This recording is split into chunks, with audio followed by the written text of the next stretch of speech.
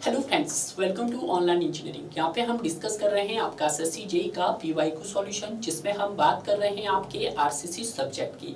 आज हम डिस्कस करेंगे आपका एक और इम्पॉर्टेंट यूनिट, जहाँ पे हम कवर करेंगे आपका प्री स्ट्रेस कंक्रीट। ये आप सभी जानते हैं कि जब आपका रोमन टाइम था तो उस समय में मोस्टली आपका पीसीसी यूज किया जाता था। पीसीसी बोले तो प्लेन सीमेंट कंक्रीट। जैसे जैसे पीसीसी का यूज ज़्यादा होने लगा तो वहाँ पे कहीं ना कहीं लोगों को ये लगा कि इसकी बहुत सारी लिमिटेशन सामने आ रही है। अब जैसे जैसे भाई टाइम बीतता गया, इंजीनियर्स भी मार्केट में बहुत ज़्यादा हुए और साइंटिस्ट ने भी इसके ऊपर सर्च करना शुरू किया कि जो आपके प्लेन सीमेंट कंक्रीट की जो लिमिटेशंस है, उन लिमिटेशंस को हम कैसे कम करें। तो उसके लिए यहाँ पर एक आरसीसी वर्ड का इन्वेंशन किया गया है। अब जो आपके पास प्लेन सीमेंट कंक्रीट था वो कैसा था सर? स्ट्रॉन्ग इन कंप्रेशन था बट वीक इन टेंशन था। और जो वीक इन टेंशन था, यही इसकी एक सबसे बड़ी प्रॉब्लम थी। हमें क्या करना था? या तो हमें अपना section throughout the compression बनाना था, या जो आपका वो जो टेंशन में वीक है उसको वहां पे स्ट्रॉन्ग बनाना था। तो उसके लिए हमने एक रेनफोर्स मटेरियल यूज किया गया है।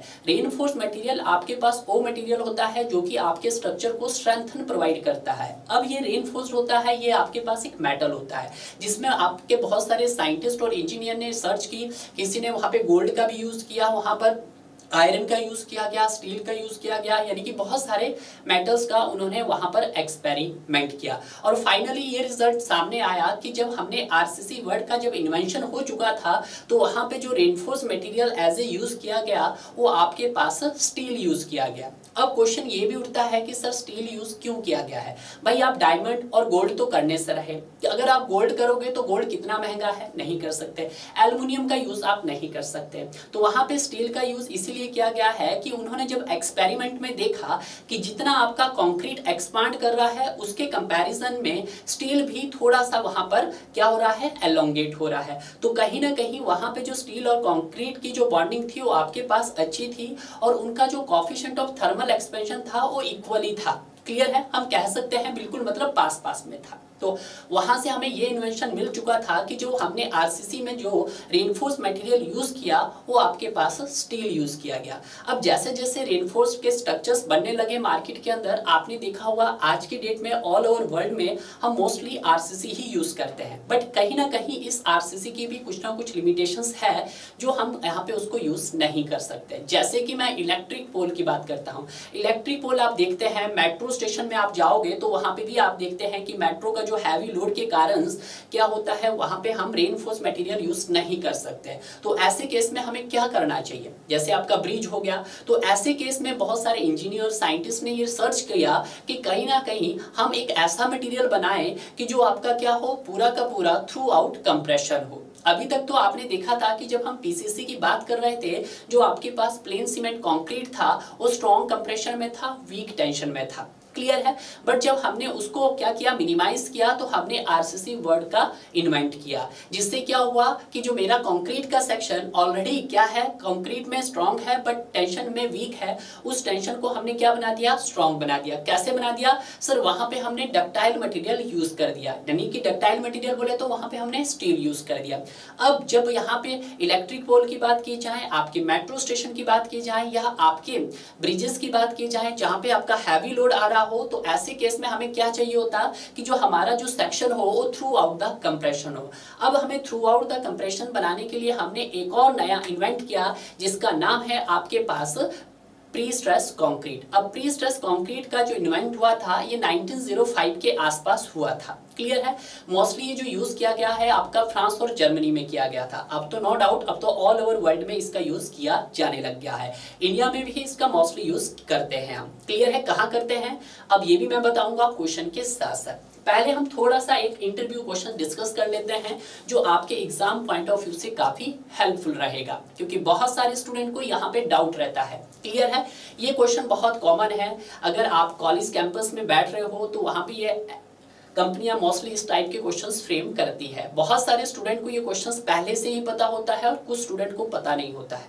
आज आप ये जान लीजिएगा कि सर आपके पास जो प्री स्ट्रेस कंक्रीट है वो क्यों आया। उसका क्या रीजन है, तो देखते हैं हम इसको कंपैरिजन के फॉर्म में। अगर मैं बात करता हूं सबसे पहले आपके आरसीसी और प्रीस्ट्रेस्ड कंक्रीट की, सबसे पहले आता है sir load bearing capacity. Load bearing capacity का मतलब है कि जो आपका स्ट्रक्चर है वो कितना लोड बियर कर पाता है। तो अगर मैं बात करता हूं आपके रेनफोर्स कंक्रीट की, वो आपका ज्यादा लोड बियर नहीं कर पाता as compare to prestressed concrete. अगर मैं दोनों ही सेक्शंस को सामने रखूं, एक प्रीस्ट्रेस्ड कंक्रीट का और दूसरा आपके पास आरसीसी का, तो जो प्रीस्ट्रेस्ड कंक्रीट का जो सेक्शन होगा वो आपके पास ज्यादा लोड बियर करेगा as compare to RCC. RCC क्या करेगा, कम करेगा। क्लियर है। अगर मैं बात करता हूं उसका डिफ्लेक्शन, अब ऑब्वियसली बात है कि जब आप किसी स्ट्रक्चर्स के ऊपर लोड लगाओगे तो आपका स्ट्रक्चर्स क्या करेगा सर, बैंड करेगा। अब बैंड करेगा तो कहीं ना कहीं वहां पे डिफ्लेक्शन आएगा। अब डिफ्लेक्शन कम भी हो सकता है, ज्यादा भी हो सकता है। अब जो हमारे पास यहाँ पे प्रीस्ट्रेस्ड कंक्रीट है वो थ्रू आउट पूरा का पूरा कैसा है, कंप्रेशन में है। तो जब वो पूरा का पूरा कंप्रेशन में है तो वहां पे जो डिफ्लेक्शन के जो चांसेस रहते हैं वो सर क्या रहते हैं, कम रहते हैं। बट जब हम बात करते हैं आपके रेनफोर्स कंक्रीट की, तो रेनफोर्स कंक्रीट का क्या होता है, कुछ पोर्शंस आपका कंप्रेशन में होता है और कुछ पोर्शंस आपका टेंशन में होता है। तो कहीं ना कहीं वहां पे जो डिफ्लेक्शन का क्राइटेरिया रहता है वो आपके पास ज्यादा रहता है। क्या आप सोचते हैं कि आपके स्ट्रक्चर का डिफ्लेक्शन ज्यादा होना चाहिए, नहीं होना चाहिए। क्लियर है। उसी तरह से हम थर्ड बात करते हैं उसकी इकोनॉमी की। अगर मैं बात करता हूं प्रीस्ट्रेस्ड कंक्रीट का, तो प्रीस्ट्रेस्ड क्या है, आपके पास इकोनॉमी है as compare to RCC. But RCC क्या है आपके पास सर, एक्सपेंसिव है। क्लियर है, ये आप देख सकते हैं। अगर मैं बात करता हूं यहाँ पे नेक्स्ट शॉक रेजिस्टिंग एबिलिटी, अगर मैं बात करता हूं आपके प्रीस्ट्रेस्ड कंक्रीट के शॉक रेजिस्टिंग एबिलिटी की, तो क्या है सर, ज्यादा है और आपके आरसीसी की लो है। क्लियर है। उसी तरह से हम लॉन्ग स्पैन की बात करते हैं कि जो आपके प्रीस्ट्रेस्ड कंक्रीट होते हैं वो आपके लॉन्ग स्पैन के लिए यूज किया जाता है, बट की रेनफोर्स सीमेंट कंक्रीट जो होता है उसको हम लॉन्ग स्पैन के लिए यूज नहीं कर सकते। जैसे मैंने आपको ब्रिज बताया था, अगर मैं बात करता हूँ प्रीस्ट्रेस्ड कंक्रीट की, तो उसको ब्रिज के लिए यूज करते हैं क्योंकि ब्रिज का जो स्पैन लेंथ होता है वो ज्यादा होता है। क्लियर है, बट उसका आरसीसी में नहीं कर सकते। अगर मैं बात करता हूँ उसके और सेल्फ वेट की, तो अगर मैं देखता हूं प्रीस्ट्रेस्ड कंक्रीट का, वो क्या होता है, मच लेस देन आरसीसी, मतलब हल्का होता है as compare to RCC. RCC क्या होता है आपके पास, ज्यादा हैवी होता है। क्लियर है। तो ये वेरी वेरी इंपॉर्टेंट पॉइंट्स हैं जो आपके एग्जाम के अंदर पूछे जा सकते हैं। हालांकि एसएससी जेईई में ज्यादा क्वेश्चंस नहीं फ्रेम किए गए हैं, इसीलिए मैंने सोचा कि क्यों ना मैं आपको एक कंपैरिजन भी बता दूं ताकि आपका कंसेप्ट क्लियर हो जाए। क्लियर है। अब मूव करते हैं आज के अपने पहले क्वेश्चंस की। देखिएगा 2017 से पहले कोई भी क्वेश्चंस एग्जाम के अंदर नहीं पूछा गया था आपके एसएससी जेईई में। सबसे पहले जो क्वेश्चंस पूछा गया था वो आपका एसएससी जेईई फॉरनून सेशन 2017 में पूछा गया था। अब क्वेश्चंस क्या बोल रहा है यहाँ पे, ध्यान दीजिएगा। क्वेश्चंस बोल रहा है the loss of prestress due to shrinkage of concrete is the product of, कि जो आपके पास लॉस ऑफ प्री-स्ट्रेस होता है due to shrinkage of concrete is the product, और किस किस का प्रोडक्ट होता है। तो सबसे पहले क्या होता है कि जो आपका कंक्रीट का सेक्शन होता है, कंक्रीट में आपका सर क्या होता है, सीमेंट होता है, सैंड होता है, एग्रीगेट होता है, एडमिक्सचर होता है, और आप उसमें सॉल्वेंट के लिए आप उसमें वाटर ऐड करते हैं। जैसे ही आपने उसका क्या बना दिया है, एक सॉलिड स्ट्रक्चर्स बनेगा, तो वहां पे क्या होता है, आपका जब वाटर का वेपराइजेशन होगा तो कहीं ना कहीं आपका स्ट्रक्चर क्या करने की कोशिश करेगा, श्रिंक करने की कोशिश करेगा। तो उसी को हम क्या बोलते हैं, श्रिंकेज ऑफ कंक्रीट। ठीक है। जो श्रिंकेज ऑफ कंक्रीट रहता है ये आपके पास टाइम डिपेंडेंट लॉसेस है। टाइम डिपेंडेंट लॉसेस का मतलब क्या है कि आपको लॉन्ग टर्म्स के बाद ये देखने को मिलता है। कुछ लॉसेस ऐसे भी होते हैं जो बिल्कुल इमीडिएट, बिल्कुल तुरंत मिलते हैं। क्लियर है। तो हम देखेंगे, पहले आप देख लीजिएगा। अगर मैं बात करता हूं टाइप्स की कि कितने टाइप के लॉसेस होते हैं, देखिएगा आपको यहाँ पे दो वर्ड याद रखने, एक लॉसेस क्या होता है और एक होता है लॉस ऑफ प्री-स्ट्रेस। इसका मीनिंग क्या होता है, तो मैं हम दोनों को बताते हैं। यहाँ पे एक होता है आपके पास लॉसेस, ठीक है। तो यहां पे अगर मैं लॉसेस की बात करना चाहूं तो लॉसेस क्या होता है आपके पास, आप बता सकते हैं रिडक्शन इन एलोंगेशन। तो यहां पे लिख सकता हूं मैं रिडक्शन इन एलोंगेशन।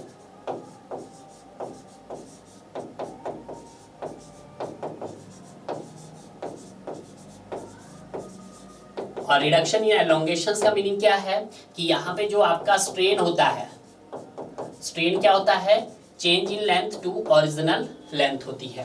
क्लियर है। जैसे फॉर एग्जांपल आपके पास मान लेते हैं आपके पास कोई एक सेक्शन है और इस सेक्शंस के अंदर हमने क्या प्रोवाइड किया है, आपके पास स्टील वायर प्रोवाइड किया है। सपोज करो मेरे पास ये स्टील वायर है, this is the steel wire. अब देखिएगा, अब ये जो स्टील वायर है अगर मैं इसको स्ट्रेच करूंगा तो कहीं ना कहीं एलोंगेट हो जाएगी सर। Yes sir.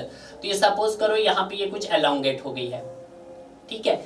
अब ये जो इसकी ओरिजिनल लेंथ थी तो इसको ओरिजिनल लेंथ को हमने नाम दिया है सर एल, ठीक है। और ये हो गई सर इसकी change in length delta L, ठीक है। तो यहाँ से हम क्या फाइंड आउट कर सकते हैं, आपका स्ट्रेन फाइंड आउट करते हैं। तो स्ट्रेन क्या होता है आपके पास, change in length to original length होता है। Yes sir. तो उसी तरह से अगर मैं यहाँ पे स्ट्रेस देखना चाहूँ तो स्ट्रेस क्या होता है आपके पास स्टूडेंट, तो स्ट्रेस होता है आपके पास modulus of elasticity of steel into strain, और स्ट्रेन क्या है, change in length upon original length है। क्लियर है, ये आपको ध्यान रखना है। दूसरा जो वर्ड आता है आपके पास, एक आता है sir loss of pre stress concrete. क्या आता है sir, losses of pre stress concrete. Pre stress concrete को मैं किससे रिप्रेजेंट करता हूं सर, आपका पीएससी से रिप्रेजेंट करता हूं। अब सपोज कीजिएगा, सपोज करो आपके पास ये कोई कंक्रीट का सेक्शन है, ठीक है। यहां पे मैं कुछ इसमें कंक्रीट फिल कर देता हूं,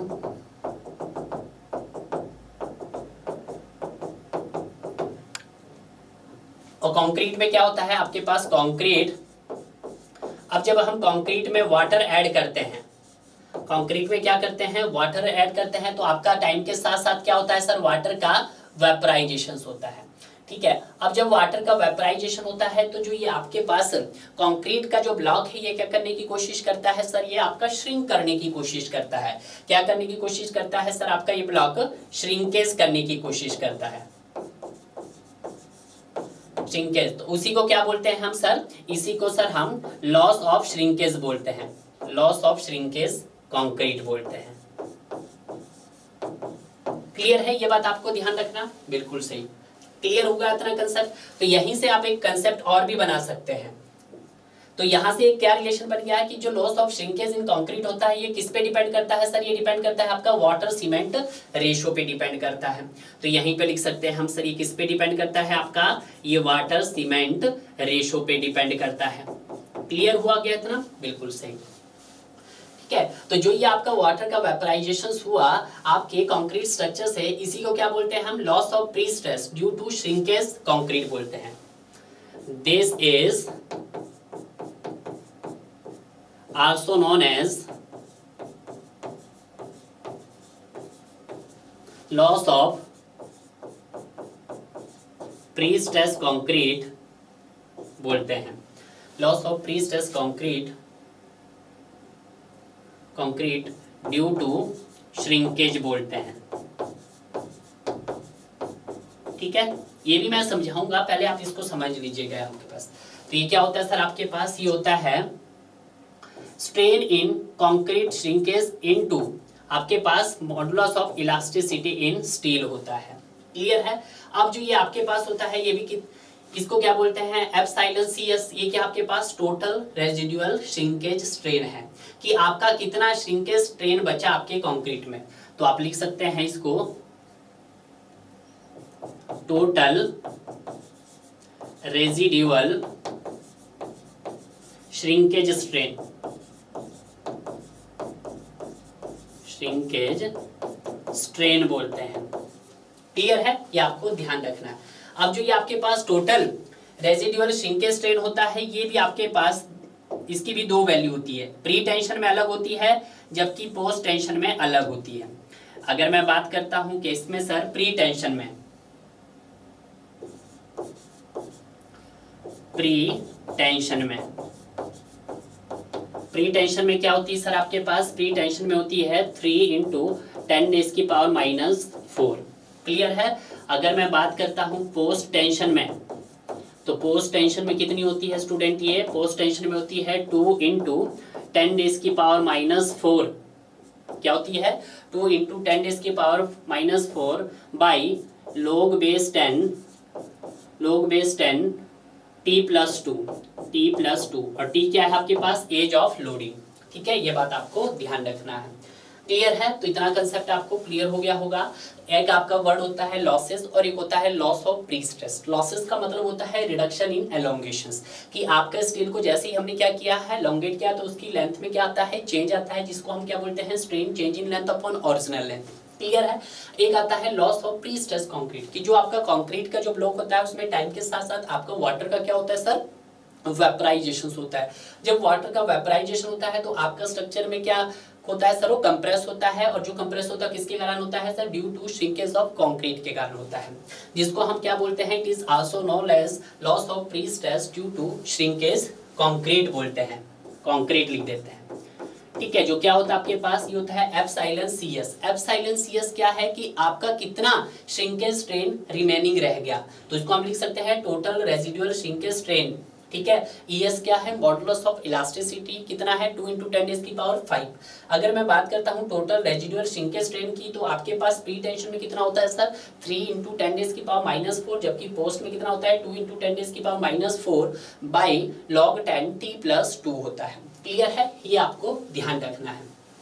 क्लियर है, तो यहाँ पे आपको नो डाउट क्वेश्चंस का आंसर तो यहीं से मिल गया है कि जो आपके पास loss of pre stress due to shrinkage of concrete होता है, किस किस का प्रोडक्ट होता है, modular ratio and percentage of steel नहीं। अगर मैं बात करता हूँ मॉडुलर रेशो को, तो उसको M से रिप्रेजेंट करते हैं, जबकि परसेंटेज ऑफ स्टील को मैं PD परसेंटेज से करता हूँ। मॉडुलर रेशो क्या होता है आपके पास, सभी जानते हैं 280 डिवाइडेड बाय 3 सिग्मा CBC होता है, तो ये भी आप सभी जानते हैं 283 सिग्मा CBC होता है।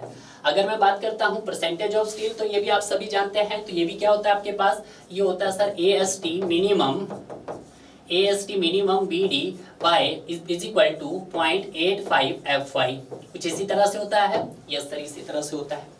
क्लियर है। नेक्स्ट बोला है modulus of elasticity of concrete, जिसको हम EC बोलते हैं। तो अगर मैं बात करता हूं modulus of elasticity in concrete की, तो आपके पास शॉर्ट टर्म भी होता है और लॉन्ग टर्म भी होता है। तो यहाँ पर EC की बात करता हूं तो क्या होता है सर, 5000 रूट FCK होता है। ठीक है, श्रिंकेज ऑफ कंक्रीट बोले तो एप्सिलॉन CS लिख सकता हूं, तो ये भी इसका आंसर नहीं होगा। सी देखते हैं modulus of elasticity of steel ES multiply by shrinkage of concrete यानी कि एप्सिलॉन CS। तो आपको आंसर मिल गया है, जी हाँ। तो इसका राइट आंसर क्या हो गया स्टूडेंट आपके पास, सी इसका राइट आंसर हो गया है। नेक्स्ट बोल रहा है मॉडुलर रेशो M और आपके पास मॉडुलस ऑफ इलास्टिसिटी ES।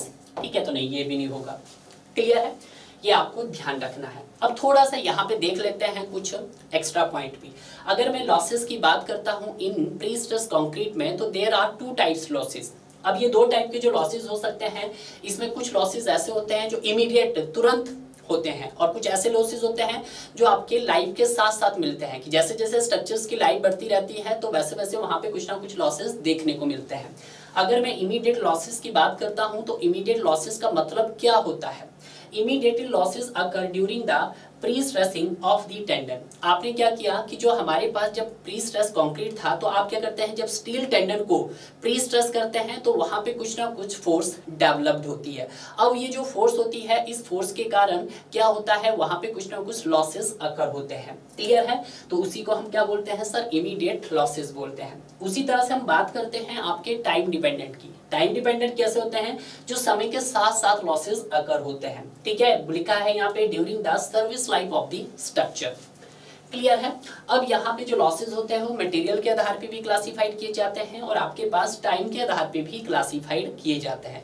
सबसे पहले जो एग्जाम में जो मोस्टली पूछे जाते हैं वो टाइम के आधार पे पूछे जाते हैं। आज तक यहाँ पर उसने मटेरियल के आधार पे नहीं पूछे गए हैं, मैं आपको बता रहा हूँ।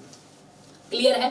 अगर मैं बात करता हूं प्री स्ट्रेस लॉसेस की अकॉर्डिंग टू मटेरियल, तो आपके पास कुछ लॉसेस कंक्रीट की वजह से होते हैं और कुछ लॉसेस आपके पास स्टील की वजह से होते हैं।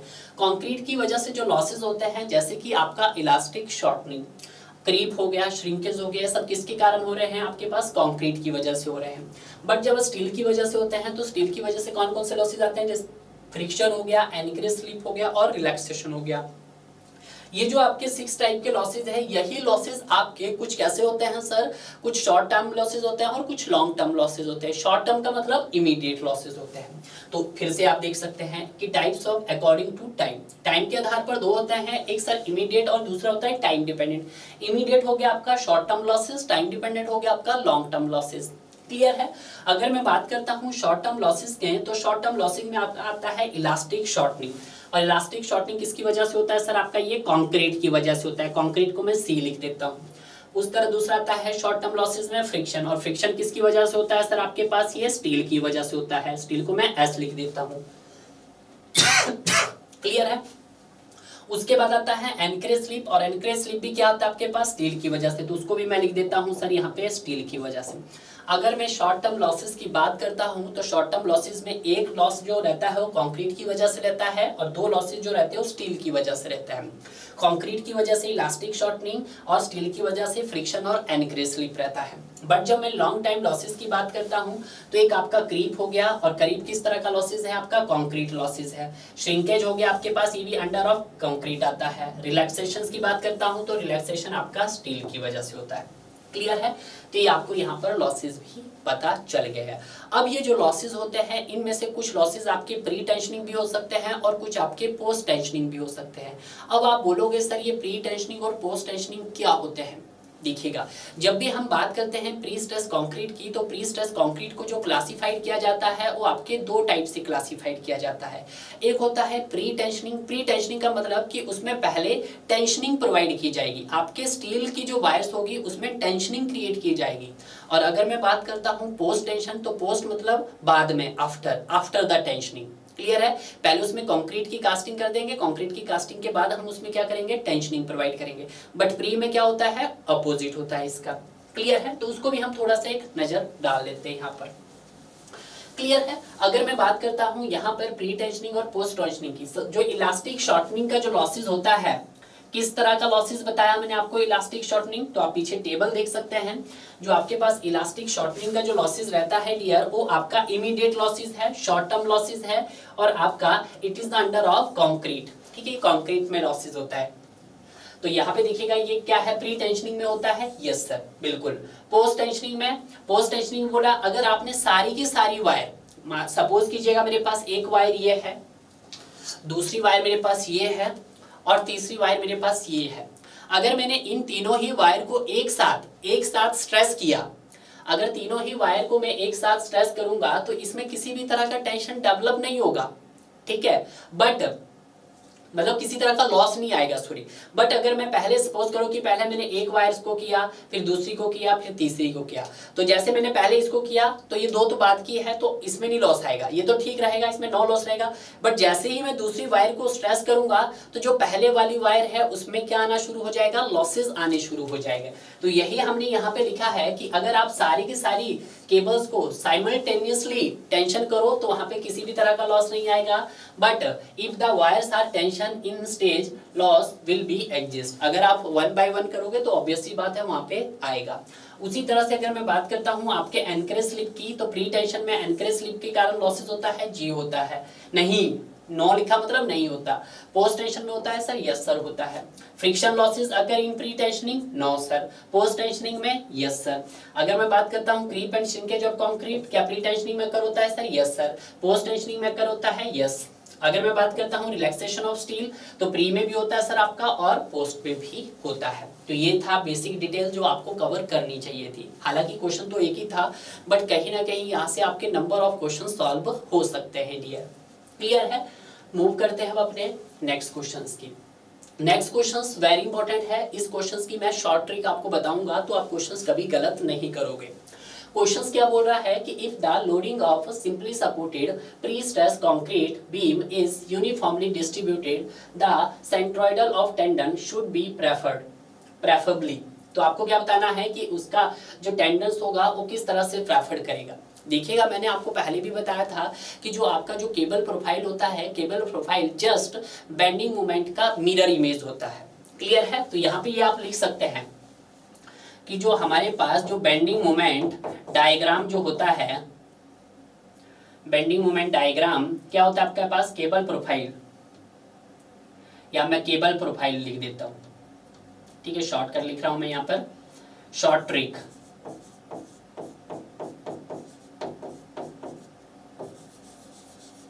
शॉर्ट ट्रिक क्या है हमारे पास, देखिएगा कि जो सर केबल प्रोफाइल होती है आपके पास,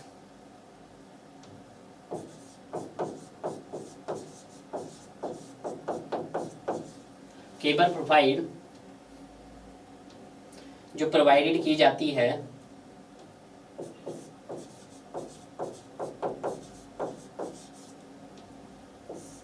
mirror image of the bending moment होता है। क्या होता है sir, mirror image of the bending moment diagram.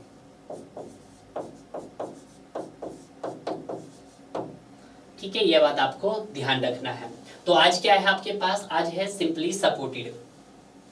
ठीक है, तो यहाँ पे मैं सिंपली सपोर्टेड बनाने की कोशिश करेंगे। पहली कंडीशंस कि उसके ऊपर पॉइंट लोड लगा हो, दूसरी कंडीशन सर उसमें कैसा हो सर आपके पास 1/4 पे लगा हो, और तीसरी कंडीशन सर आपके ऊपर उस पे क्या हो सर यूडीएल हो। मैं सिर्फ केबल प्रोफाइल बनाऊंगा, बेंडिंग मोमेंट डायग्राम आप सभी को पता है। ठीक है, उसमें कुछ बताने की जरूरत नहीं है। सपोज करो यहाँ पे लोड लग रहा है आपका पी पॉइंट पे, यहाँ पे लोड लग रहा है कुछ इस तरह से और कुछ इस तरह से, और कुछ आपके पास यूडीएल एक्ट कर रहा है।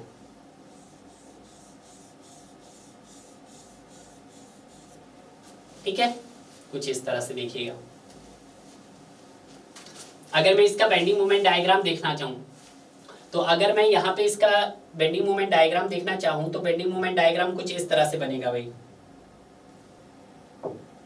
कुछ इस तरह से बेंडिंग मोमेंट डायग्राम बनेगा। तो इसकी जो केबल प्रोफाइल बनेगी वो कैसे बनेगी देखिएगा। जस्ट इसका मिरर इमेज बनेगा तो ये बनेगा कुछ इस तरह से,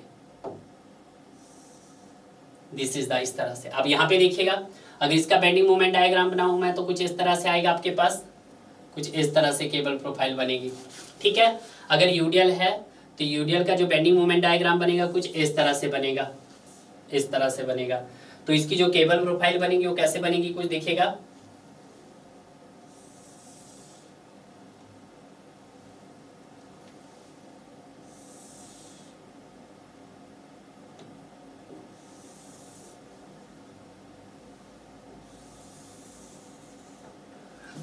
कुछ इस तरह से इसकी क्या बनेगी केबल प्रोफाइल। ये मैंने उल्टा बना दिया, जस्ट इसको रुको जरा, पहले इसको बना लेते हैं। बेंडिंग मोमेंट डायग्राम बना दिया, इसका बना लेते हैं। कुछ इस तरह से बनेगा, कुछ इस तरह से बनेगा, कुछ इस तरह से बनेगा। तो इसकी जो केबल प्रोफाइल रहेगी कैसे रहेगी जरा देखिएगा। तो इसकी जो केबल प्रोफाइल रहेगी स्टूडेंट वो कुछ इस तरह से रहेगी, इस तरह की, जस्ट मिरर इमेज। क्लियर है। अब यूडीएल का केस आ रहा है तो बेंडिंग मोमेंट डायग्राम कैसा बनेगा सर, इसका कुछ इस तरह से बनेगा। तो इसका मिरर इमेज अगर मैं बनाऊं तो मिरर इमेज कैसा बनेगा वो देखिएगा जरा। इसका जस्ट अपोजिट आएगा तो कुछ इस तरह से बनेगा, इस तरह से। क्लियर है। तो यहाँ पे जो आपकी सेंट्रिसिटी आएगी मैक्सिमम वो क्या आएगी सर, सेंटर पे सेंट्रिसिटी मैक्सिमम आएगी। बिल्कुल सर, ई मैक्स। तो इसको मैं लिख देता हूँ ई मैक्स। और अगर मैं कहाँ देखना चाहूँ सर, इसकी एंड पे देखना चाहूँ तो एंड पे क्या आ जाएगी सर, 0 आ जाएगी। क्लियर है। तो आपको ध्यान रखना, आज बात की जा रही है सर आपकी किसकी सर, सिंपली सपोर्टेड बीम की। तो सिंपली सपोर्टेड बीम है ये आपके पास। तो यहाँ पे देखिएगा सिंपली सपोर्टेड बीम की, जो कैसा हो आपके पास विद यूडीएल हो, कैसा हो विद यूडीएल हो। तो इसकी जो केबल प्रोफाइल रहेगी, इसकी जो केबल प्रोफाइल रहेगी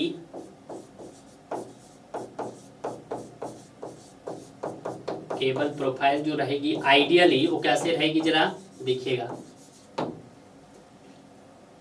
पैराबोलिक रहेगी with zero parabolic रहेगी with zero eccentricity at end and maximum eccentricity at mid। तो ये रहेगी पैराबोलिक,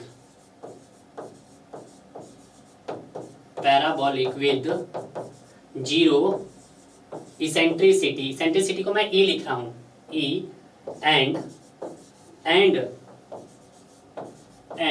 maximum eccentricity mid। ठीक है, ये आपका सही हो गया है। क्लियर है। ये आप देख सकते हैं, ये आपका सिंगल पॉइंट लोड लगा है, यहाँ पे आपका 1/4 पोजीशंस पे लगा है और यहाँ पे आपका यूडीएल लगा है। तो ये आपको ध्यान रखना है। तो देखिएगा straight profile along the centroidal axis, नहीं स्ट्रेट प्रोफाइल तो नहीं रहेगी, क्योंकि आपका कैसा लग रहा है, यूडीएल लग रहा है। और जब यूडीएल लग रहा है तो आपका पैराबोलिक रहेगा विद 0 इसेंट्रिसिटी एट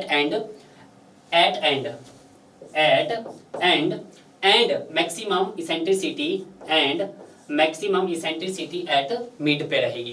क्लियर है। ये आप लिख सकते हैं। देखिएगा तो पहला ऑप्शन भी गलत हो गया है। अगर देखते हैं B, a straight profile along the lower kern, नहीं ये भी नहीं होगा। सी देखते हैं a parabolic profile with convexity downward, बिल्कुल कैसा रहेगा, एक पैराबोलिक प्रोफाइल रहेगी विद कन्वेक्सिटी डाउनवर्ड, कन्वेक्स, ठीक है, तो आपका सी हो गया है। तो डी बोल रहा है सर्कुलर प्रोफाइल, नहीं सर।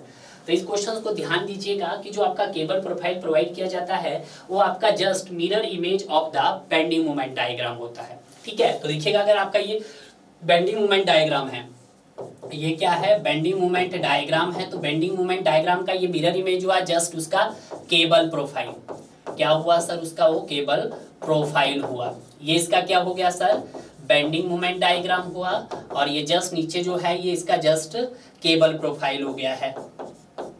ये क्या हो गया उसका जस्ट सर केबल प्रोफाइल हो गया है। ये भी सर आपका बेंडिंग मोमेंट डायग्राम हो गया है, और ये जस्ट उसका केबल प्रोफाइल हो गया है। केबल प्रोफाइल बोलो या आपका टेंडन प्रोफाइल बोल दो, क्लियर है। वेरी इंपॉर्टेंट कंसेप्ट है, स्टूडेंट रटते हैं, आपको रटना नहीं है।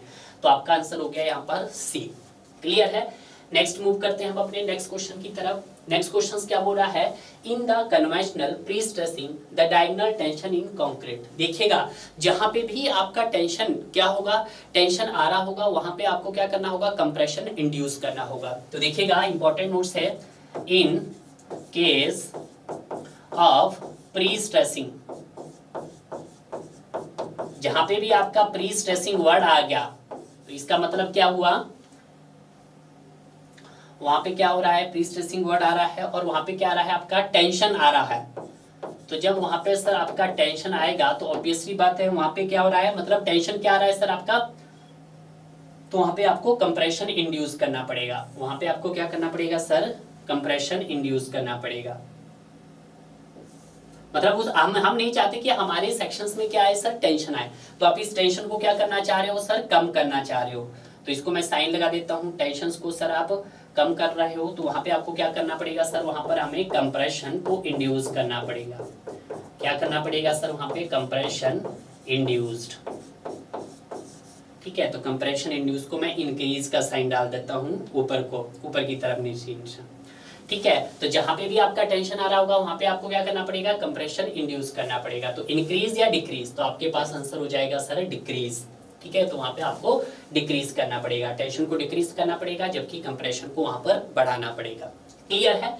नेक्स्ट देखते हैं, नेक्स्ट देखिएगा फिर से क्वेश्चंस आ गया है, very important questions. The cable for the pre stress concrete simply supported beam subjected to uniformly distributed load over the entire span should be ideally. तो आइडियली कैसा होना चाहिए, देखिएगा हम बात कर रहे हैं in case of simply supported beam,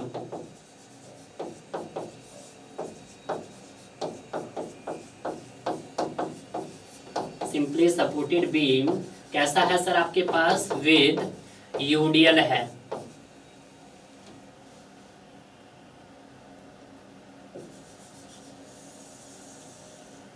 यूडीवीडियल है, तो यहां पे क्या होगा, जो सर आइडियली केबल प्रोफाइल होगा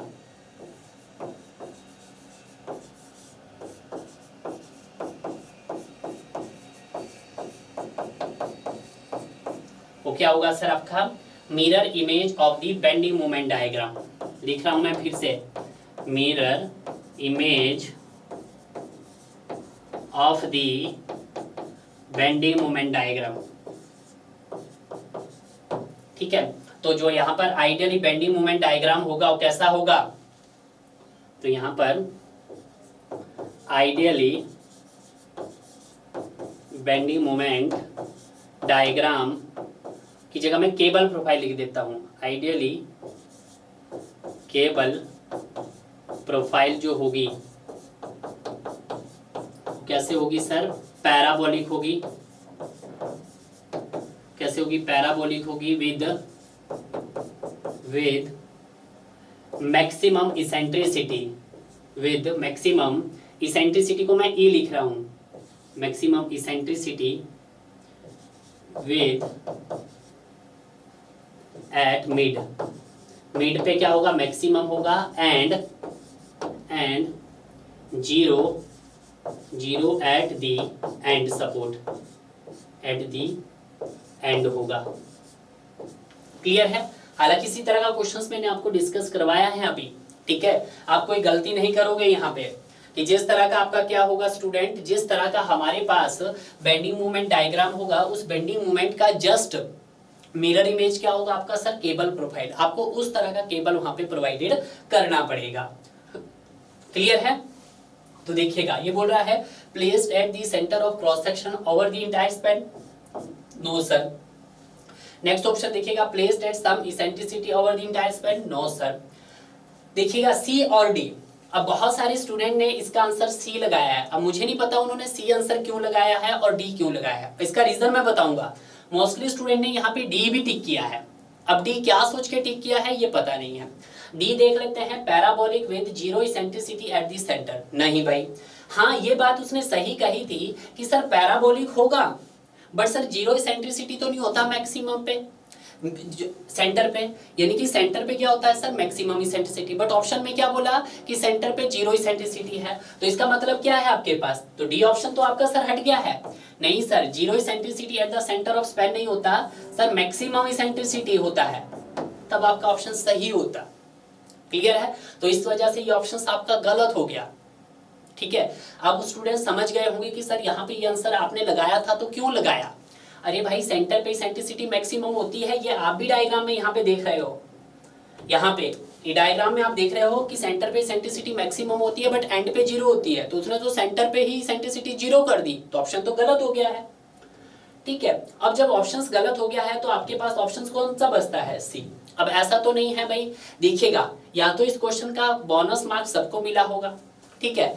और अगर मैं बात करता हूं, अगर आंसर सही करना होगा तो आपको कोई ना कोई ऑप्शन तो लगाना पड़ेगा। तो देखते हैं सी भी।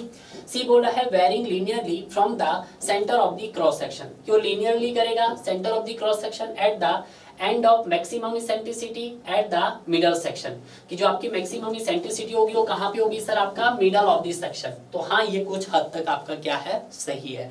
तो अगर मैं बात करता हूँ इस क्वेश्चन के रिस्पेक्ट में इसका आंसर मैं क्या दूंगा, तो इसका मैं सर राइट आंसर सी लगाऊंगा। क्लियर है, और सी ही इसका राइट आंसर होगा। क्लियर। नेक्स्ट देखते हैं नेक्स्ट क्वेश्चंस क्या बोल रहा है, the purpose of reinforced in pre stress concrete, कि क्या पर्पस है आपका रेनफोर्स का प्री स्ट्रेस कंक्रीट के अंदर, ठीक है।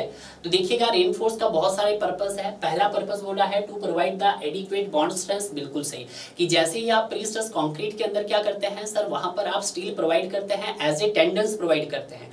अब जो वहाँ पे टेंडेंस आप प्रोवाइड करते हैं उनकी जो स्ट्रेंथ होती है वो ज़्यादा होती है। हालांकि आपने आरसीसी के अंदर देखा होगा कि आपने FE 250, 415, 500 यूज किया था, बट यहाँ पे आपको इस तरह की स्ट्रेंथ की रेंज नहीं चाहिए होती। यहाँ पे 1000 से आपका 21,000 न्यूटन पर mm² की स्ट्रेंथ वाला स्टील रिक्वायर्ड होता है। और प्री स्ट्रेस कंक्रीट के अंदर क्या होता है, आपका हाई ग्रेड ऑफ कंक्रीट और हाई ग्रेड ऑफ स्टील की रिक्वायरमेंट होती है। क्लियर है। तो पहला भी क्या बोल रहा है सर आपके पास ट्रू, तो इसको मैं टी लिख देता हूँ। नेक्स्ट बोल रहा है to resist the tensile stresses, बिल्कुल ये क्या करता है आपके टेंसाइल स्ट्रेसेस को भी रजिस्ट करता है। नेक्स्ट बोल रहा है to impart initially compressive stress in concrete, बिल्कुल ये क्या करता है, इम्पार्ट करता है आपकी इनिशियल कंप्रेसिव स्ट्रेस को भी। तो इस तरह से अगर मैं बात करता हूँ इस क्वेश्चन का, तो सही आंसर क्या हो जाएगा सर इसका, ऑल ऑफ दीज अबव। ठीक है। अब आप मुझे कमेंट करके बताइएगा कि तो जो आपका प्री स्ट्रेस कंक्रीट है उसकी कौन कौन सी लिमिटेशंस है। क्लियर है। नेक्स्ट मूव करते हैं नेक्स्ट क्वेश्चंस की तरफ। नेक्स्ट क्वेश्चंस क्या बोल रहा है, the compression in pre stress concrete is done by dash of high strength tendon, बिल्कुल कि जो आपका प्री स्ट्रेस कंक्रीट के अंदर जब कंप्रेशन डन होता है तो वहां पे किस तरह का हाई स्ट्रेंथ टेंडन्स प्रोवाइड होते हैं जो टेंशनिंग क्रिएट करेंगे। तो यहाँ पे राइट आंसर क्या हो जाएगा सर आपके पास, यहाँ पर बी हो गया है। क्लियर है, बहुत सिंपल क्वेश्चन था।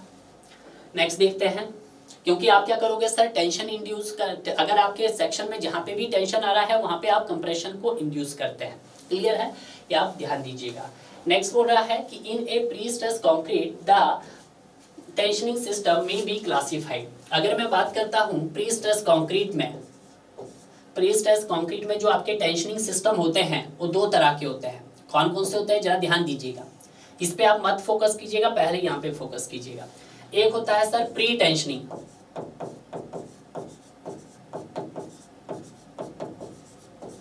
एक होता है प्री टेंशनिंग और दूसरा होता है सर आपके पास पोस्ट टेंशनिंग होता है।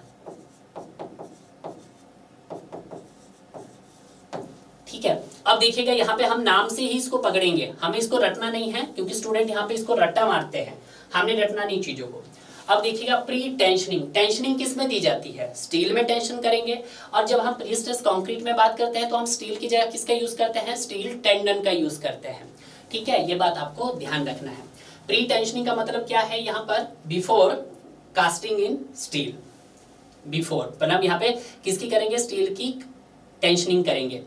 यहाँ पे क्या करेंगे सर हम? बिफोर स्टील टेंशनिंग, इसका मतलब ये है। और अगर मैं पोस्ट की बात करता हूं तो आफ्टर, तो ये हो गया आपके पास आफ्टर स्टील टेंशनिंग। ठीक है, ये बात क्लियर हो गया आपके पास कि प्री टेंशनिंग का मतलब क्या है? कि बिफोर स्टील टेंशनिंग, कि पहले हम स्टील में टेंशनिंग क्रिएट करेंगे। बट पोस्ट टेंशनिंग का मतलब कि बाद में। अब देखिएगा इसमें सबसे पहले क्या किया जाएगा आपके पास? पहले आप स्टील की वायर को स्ट्रेच करेंगे, स्टील की टेंशनिंग, कास्टिंग ऑफ स्टील भी लिख सकते हैं। आप क्या करेंगे सर? यहाँ पर स्टील की टेंशनिंग करेंगे।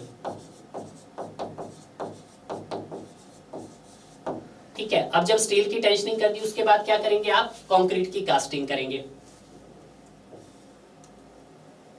उसके बाद क्या कर देंगे सर हम? कंक्रीट की कास्टिंग कर देंगे। अब कंक्रीट की कास्टिंग के बाद क्या कर देंगे हम? वहां पे स्ट्रेंथ गेन करवाएंगे। क्या करेंगे? स्ट्रेंथ गेन करवाएंगे। अब जो स्ट्रेंथ गेन करवाएंगे वो कैसे करवाएंगे सर? बाय वेट करवाएंगे। स्ट्रेंथ गेन कैसे करवाएंगे आप? बाय वेट करवाएंगे। अब उसके बाद क्या करेंगे आप? स्निप्ड करेंगे। स्निप्ड मतलब अपनी वायर्स को कट करेंगे।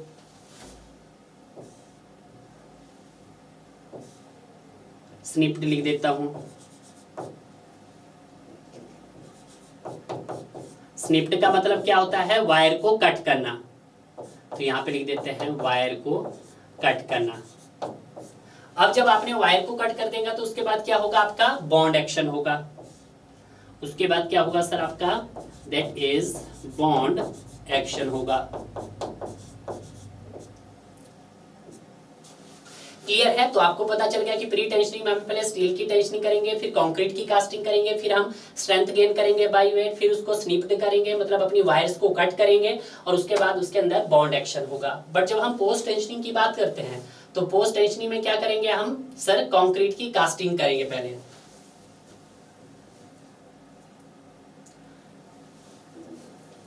इसमें क्या करेंगे सर? कंक्रीट की कास्टिंग। तो इसको मैं दूसरे पेन से लिख देता हूं। कंक्रीट की क्या कर देंगे? यहाँ पर कास्टिंग कर देंगे। अब जब कंक्रीट की जो कास्टिंग कर देंगे उसमें क्या होगा? इंक्लूडेड डक्ट, उसमें डक्ट इंक्लूड होने चाहिए। उसके बाद हम क्या करेंगे सर? यहाँ पर उसके बाद कास्टिंग कर दिया, उसके बाद हम स्टील प्रोवाइड करेंगे। उसके अंदर स्टील प्रोवाइड कर दिया तो उसके बाद क्या करेंगे? उसमें हम स्ट्रेचिंग करेंगे, उनका स्ट्रेच करेंगे। उनको स्ट्रेच करने के बाद क्या करेंगे सर? उनको बांध के रख देंगे किसी चीज से, एनकरेज कर देंगे। एनकरेज करने से क्या होगा सर वहां पर? उसके बाद जब एनकरेज कर देंगे उसके बाद वहां पे लोड ट्रांसफर करवाएंगे।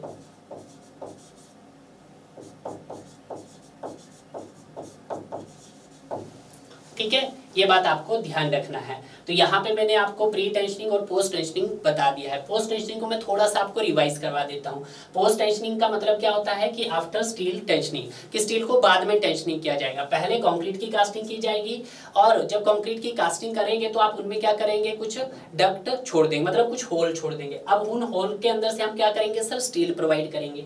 स्टील प्रोवाइड करके उनको स्ट्रेचिंग करेंगे। स्ट्रेचिंग करने के बाद उनको हम एनकरेज कर देंगे। एनकरेज मतलब उनको बांध के रख देंगे किसी अपने मैकेनिकली इंस्ट्रूमेंट से।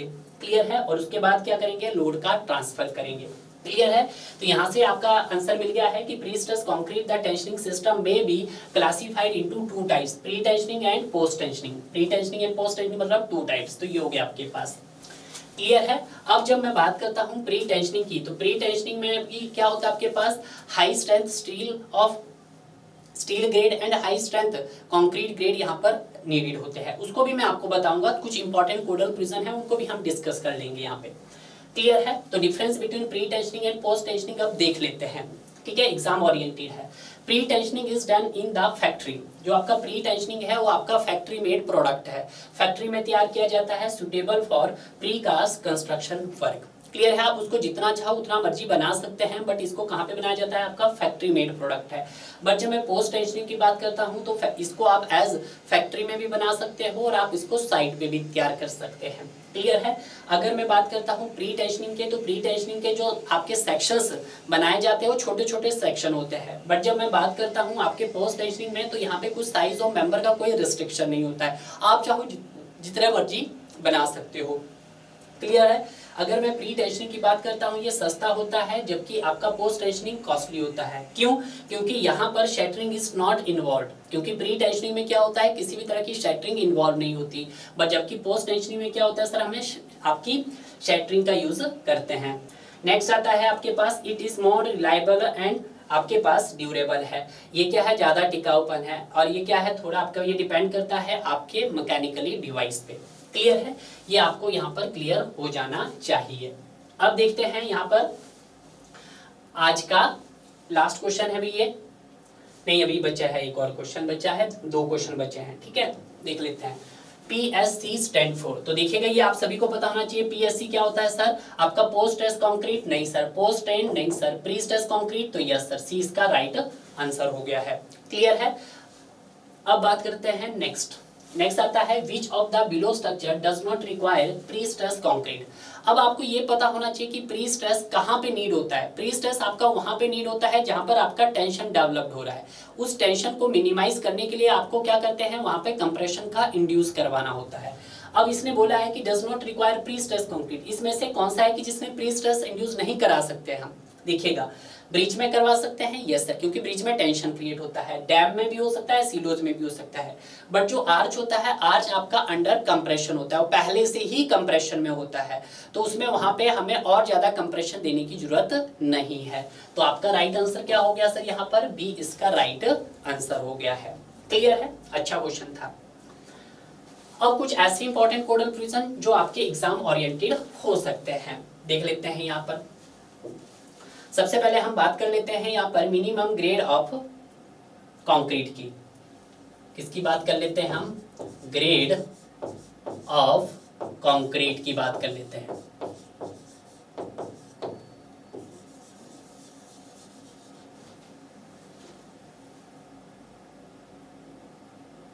तो देखिएगा, minimum grade of concrete in pre tension, pre tension में बताना आपको, और आपको पोस्ट टेंशन में बताना।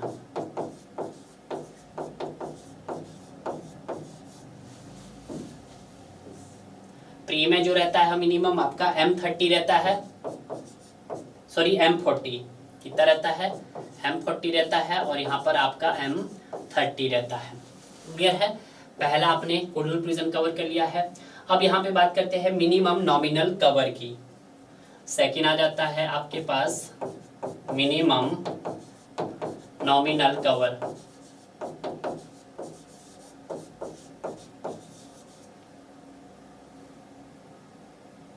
तो इसमें आपका पहला आएगा प्री टेंशन में,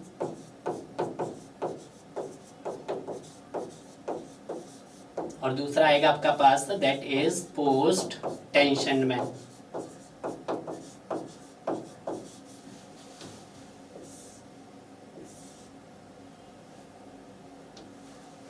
प्री में हम बात यूज करते हैं 20 mm, और यहाँ पे जो रहता है वो मैक्सिमम रहता है आपके पास, कितना रहता है सर, ये रहता है 30 mm, और maximum dia of cable, maximum dia of cable.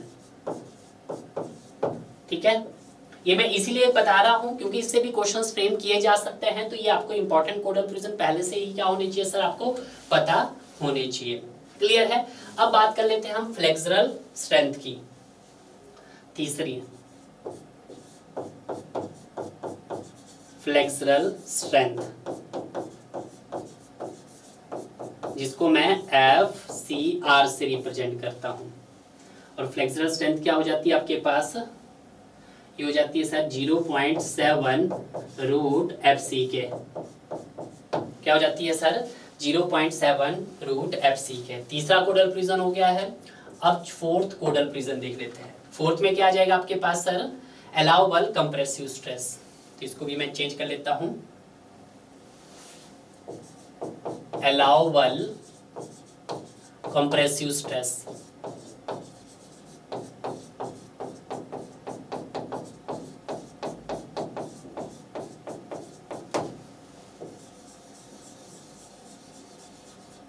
और ये अलाउबल जो कंप्रेसिव स्ट्रेस होगा ये क्या होगा आपके पास, ये होगा आपके पास 0.8 into compressive stress, compressive stress under flexor, under flexor.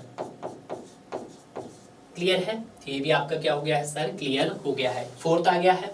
अब यहाँ पे हम बात कर लेते हैं आपके फिफ्थ इंपॉर्टेंट कोडल प्रिजन की। फिफ्थ में हम किसकी बात करेंगे, आपके मैक्सिमम डिफ्लेक्शन, मैक्सिमम डिफ्लेक्शन।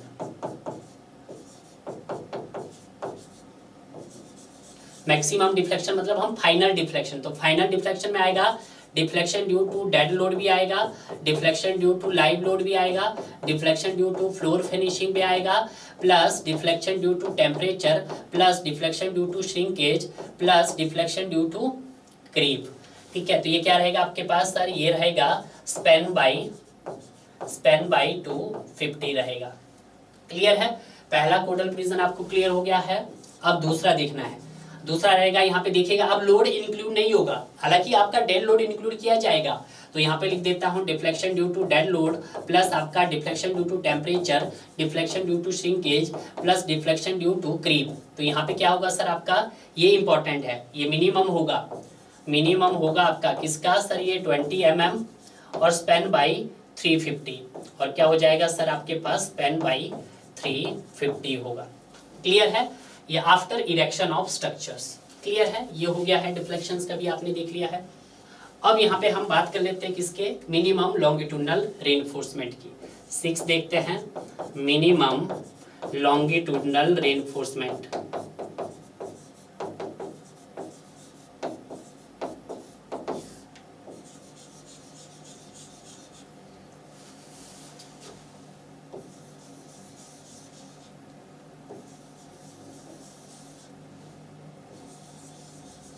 ठीक है, तो ये कितना होता है आपके पास, अगर मैं बात करता हूं पहला इन case of mild steel, mild steel, और दूसरी हम बात कर लेते हैं आपके पास HYSD की। माइल्ड में कितना होता है सर, HYSD में कितना होता है, इसमें होता है सर 0.2% ऑफ ग्रॉस एरिया।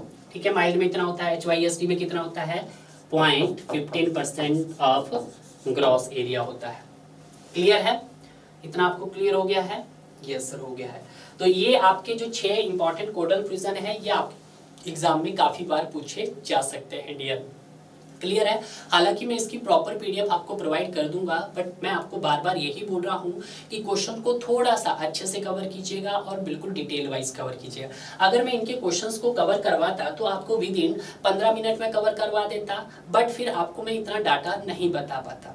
यहाँ पे जो ऑनलाइन इंजीनियरिंग जाना जाता है वो अपने कंटेंट के लिए जाना जाता है, ताकि स्टूडेंट का किसी भी तरह का डाउट ना रहे। अगर आप क्वेश्चंस को भी कवर कर रहे हैं हमारे, तो आप क्वेश्चन के माध्यम से ही अपना सिलेक्शन ले सकते हैं। यहाँ पर ऑनलाइन इंजीनियरिंग में गेट के 92 से लेकर 2023 तक जितने भी क्वेश्चंस है, उन सभी क्वेश्चन को बिल्कुल इसी फॉर्मेट में करवाया है with video solution concept wise. उसके बाद अगर इंजीनियरिंग सिविल सर्विसेज के क्वेश्चंस भी आप करना चाहते हैं, तो वो भी ऑनलाइन इंजीनियरिंग टीम ने बिल्कुल इसी वे में कवर करवाए हैं। और साथ में एसएससी जेईई तो आप देख ही रहे हैं। अगर आप इन तीनों ही फॉर्मेट के क्वेश्चंस को कम से कम 2 या 3 बार कवर कर लेते हैं, तो आपका 95% रिवीजन भी हो जाएगा और आपका क्वेश्चंस भी लग जाएगा। बहुत सारे स्टूडेंट क्या करते हैं, मार्केट में अलग अलग बुक को सॉल्व करते हैं। मेरा मानना ये है कि आप इन 3 मेन सोर्स को कवर कीजिएगा विद वीडियो सॉल्यूशन के साथ, तो आपकी सिलेक्शंस को कोई नहीं रोक पाएगा। क्लियर है। और जो स्टूडेंट टॉप करते हैं वो ज़्यादा बुकें नहीं पढ़ते हैं, उनका एक ही माइंड में कंसेप्ट होता है कि ये जो हमारे पास 3 मेन सोर्स है, अगर हम इन 3 मेन सोर्स को अच्छे से कवर कर लेते हैं तो हमारा रिजल्ट भी अच्छा रहेगा और हम कहीं ना कहीं एग्जाम में टॉप भी कर लेंगे। बुक को सॉल्व करने से कुछ नहीं होने वाला है, आप कीजिएगा। इस यहाँ से आपको ये अंदाजा मिल जाएगा इन तीनों ही फॉर्मेट के क्वेश्चन को करने से कि एग्जामिनर किस तरह का क्वेश्चंस फ्रेम कर रहा है और क्या पूछ रहा है। मेरा मानना ये है, अगर आप इनको बहुत अच्छे से कवर कर लेते हैं, आपके पास टाइम है, तो आप अदर बुक को सॉल्व कर सकते हैं। अगर आप इनको सॉल्व कर दोगे तो अदर बुक्स में इतना कुछ भी नहीं है कि भाई इंजीनियरिंग सिविल सर्विसेज से बड़ा एग्जाम इंडिया में कोई है भी नहीं है। अगर आप अपनी स्टेट का बहुत हाई एग्जाम समझते हो कि हमारी स्टेट में सर बहुत हाई एग्जाम आता है, नहीं भाई ऐसा नहीं है। जो इंजीनियरिंग सिविल सर्विसेज में आता है उससे बड़ा लेवल नहीं है आपकी स्टेट का। तो बेटर है पहले आप इन तीनों ही जो मेरे सोर्स है आप इनको अच्छे से कवर कीजिएगा। क्लियर है। तो मिलते हैं हम आपको नए सेशंस में, तब तक आप पढ़ते रहिए और इसी तरह बढ़ते रहिए।